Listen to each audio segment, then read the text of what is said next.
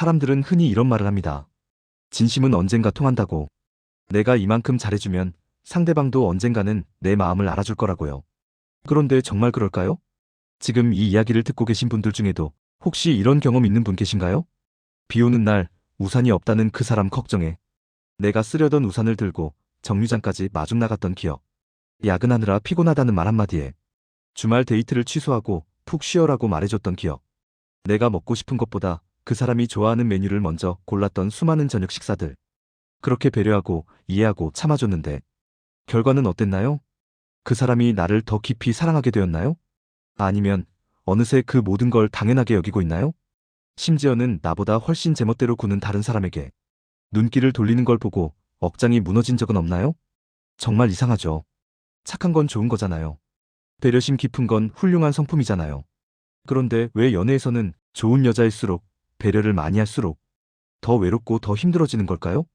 이게 단순히 운이 없어서일까요? 아니면 내가 매력이 없어서일까요? 절대 아닙니다. 오늘 저는 이 답답한 상황을 조금 다른 시각에서 풀어보려고 합니다. 우리가 흔히 말하는 마음이 아니라 우리 머릿속에 들어있는 뇌의 입장에서 보면 이 미스터리가 아주 명쾌하게 풀리거든요. 지금부터 들려드릴 이야기는 여러분의 지난 연애를 아프게 찌르려는 게 아닙니다. 오히려 여러분이 가진 그 따뜻한 마음이 왜 가끔은 독이 되었는지, 어떻게 하면 그 마음을 다치지 않고 지킬 수 있는지, 그 비밀을 찾아가는 지도입니다. 준비되셨나요? 사실 지금 마음이 많이 힘드실 수도 있어요. 내가 너무 바보같이 굴었나? 내가 너무 쉬운 여자였나? 이런 자책이 들 수도 있습니다. 하지만 먼저 꼭 말씀드리고 싶어요. 여러분은 잘못한 게 하나도 없습니다. 남의 기분을 먼저 살피는 능력, 분위기를 읽고 내가 한 발 물러서는 태도. 이건 사실 아주 높은 지능과 섬세한 감각이 있어야만 가능한 일이에요. 아무나 할 수 있는 게 아닙니다. 여러분은 그저 남들보다 성능이 훨씬 좋은 안테나를 가진 사람일 뿐이에요. 다른 사람들은 잘 못 듣는 작은 소음까지 다 잡아내는 아주 예민하고 성능 좋은 안테나 말이죠. 다만 문제는 이 안테나가 연애라는 특수한 상황에서는 가끔 오류를 일으킨다는 겁니다. 상대방이 원하지도 않았는데 신호를 잡아내고 미리 반응하고 미리 해결해버리니까요. 그래서 오늘은 그 고성능 안테나의 주파수를 조금 조절하는 법을 이야기하려는 겁니다. 그러니 가벼운 마음으로 친구랑 카페에 앉아 수다 떤다고 생각하고 들어주세요. 자, 이제 뇌과학이라는 안경을 쓰고 연애를 한번 들여다볼까요? 어려운 용어는 하나도 안 쓸 거예요. 그냥 우리 머릿속에 게으름뱅이가 한 명 살고 있다고 상상해보세요. 사람의 뇌는 기본적으로 엄청나게 게으릅니다. 에너지를 쓰는 걸 진짜 싫어해요. 그래서 뭐든지 습관으로 만들려고 하죠. 처음 가는 길은 긴장하고 지도를 보며 가지만 매일 가는 출근길은 멍하니 있어도 발이 알아서 움직이잖아요. 뇌가 그 길을 자동 모드로 바꿔버렸기 때문입니다. 연애도 똑같습니다. 여러분이 좋은 여자가 되어서 상대방의 기분을 미리 맞춰주고 힘든 일이 생기기 전에 미리 해결해주고 연락이 없어도 미리 이해해주면 무슨 일이 생길까요? 상대방의 뇌는 여러분을 자동 모드로 분류해버립니다. 이게 무서운 점이에요. 상대방이 나쁜 사람이라서가 아닙니다. 그 사람의 뇌가 판단하기에 아, 여기는 내가 에너지를 써서 고민하거나 노력할 필요가 없는 곳이구나 라고 입력해버리는 거죠. 예를 들어볼까요? 집에 센서 등이 하나 있다고 칩시다. 내가 근처에만 가도 불이 탁 켜지는 아주 좋은 센서 등이에요. 처음에는 와, 진짜 편하다라고 생각하겠죠. 그런데 1년이 지나고 2년이 지났어요. 여러분은 그 센서 등이 켜질 때마다 고마워하나요? 아니죠. 그냥 당연히 켜지는 거라고 생각합니다. 오히려 어느 날 안 켜지면 화를 내죠. 이게 왜 고장났어? 하고요. 너무 배려심 깊은 여자분들이 바로 이 고성능 센서 등이 되기 쉽습니다. 상대방이 목마르다는 표정만 지어도 물을 가져다주고 상대방이 지갑을 안 가져오면 쿨하게 내가 계산하고 상대방이 짜증을 내면 내가 뭘 잘못했나 먼저 살피죠. 상대방의 뇌 입장에서는 자기가 뭔가를 요구하거나 노력하는 과정을 겪을 틈이 없습니다. 원하기도 전에 이미 주어지니까요. 뇌과학에서는 이걸 예측 오차가 없다고 합니다. 기대하고 궁금해하고 긴장하는 맛이 있어야 뇌는 흥분하고 도파민이라는 즐거운 호르몬을 내뿜는데 여러분의 행동은 너무나 완벽하고 예측 가능해서 상대방의 뇌를 심심하게 만드는 겁니다. 그러니 아이러니하게도 여러분이 더 잘해줄수록 더 완벽하게 배려할수록 그 사람은 여러분에게서 느끼는 설렘을 잃어버리게 되는 거죠. 이게 바로 좋은 여자가 겪는 슬픈 모순입니다. 한번 지난주를 떠올려 볼까요? 혹시 이런 장면 여러분의 일상에 있었나요? 카페에서 그 사람을 기다리고 있습니다. 약속 시간이 10분 지났네요. 연락도 없습니다. 보통 사람 같으면 어디야? 왜 안 와? 하고 따질 텐데 여러분은 핸드폰을 들었다 놨다 망설입니다. 운전 중인가? 재촉하면 사고 날 수도 있잖아. 혹시 급한 업무가 생겼나? 괜히 연락했다가 방해되면 어떡해? 혼자 수만 가지 시나리오를 쓰고 지우다가 결국 천천히 와. 나 책 읽고 있어라고 문자를 보냅니다. 속은 타들어가는데 말이죠. 또 이런 건 어때요? 데이트 메뉴를 고를 때입니다. 그 사람이 뭐 먹을래? 라고 물어봅니다. 사실 여러분은 오늘 매콤한 떡볶이가 당겨요. 그런데 지난번에 그 사람이 속이 안 좋다고 했던 게 기억납니다. 그리고 저번에 지나가다 돈가스 집을 보고 맛있겠다 했던 것도 기억나고요. 그래서 내 입맛은 꾹 눌러 담고 이렇게 말하죠. 오빠 돈가스 좋아하잖아. 저기 갈까? 그 사람은 신나서 그래. 하고 들어갑니다. 여러분은 떡볶이 생각은 잊으려고 노력하며 웃어줍니다. 하나만 더 물어볼게요. 그 사람 표정이 안 좋아 보입니다.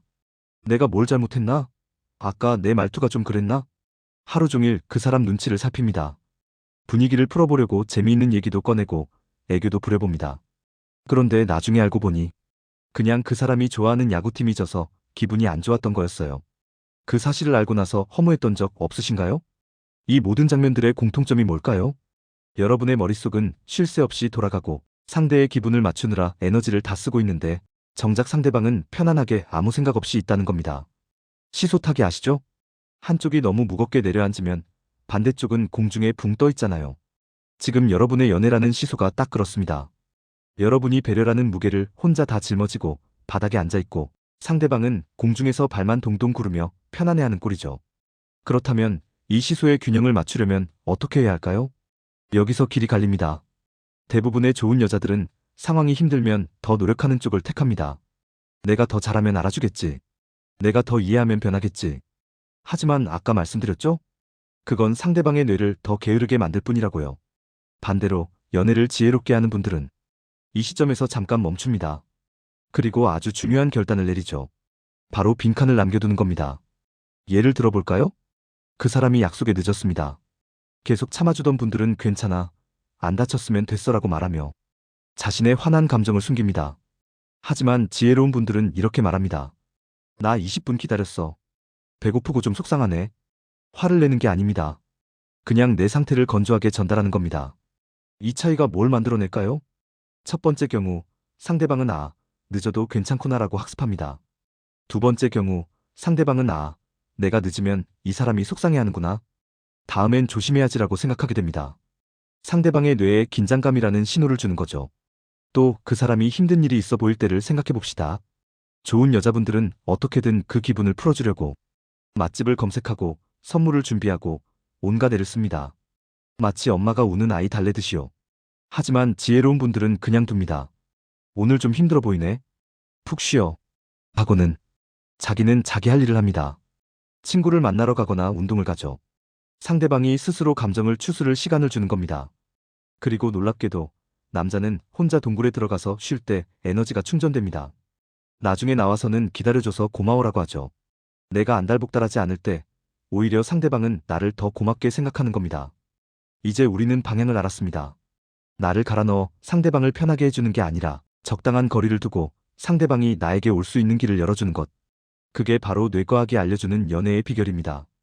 그럼 당장 오늘부터 뭘 해보면 될까요? 갑자기 사람이 변하면 죽는다는데 너무 확 바뀌면 이상하잖아요. 아주 작고 쉬운 것부터 하지만 효과는 확실한 행동 3가지를 알려드릴게요. 첫 번째, 3초 멈춤 규칙입니다. 상대방에게서 카톡이 오거나 질문을 받았을 때 반사적으로 튀어나가듯 대답하지 마세요. 마치 달리기를 할 때 총소리가 나자마자 튀어나가는 선수처럼 굴지 마세요.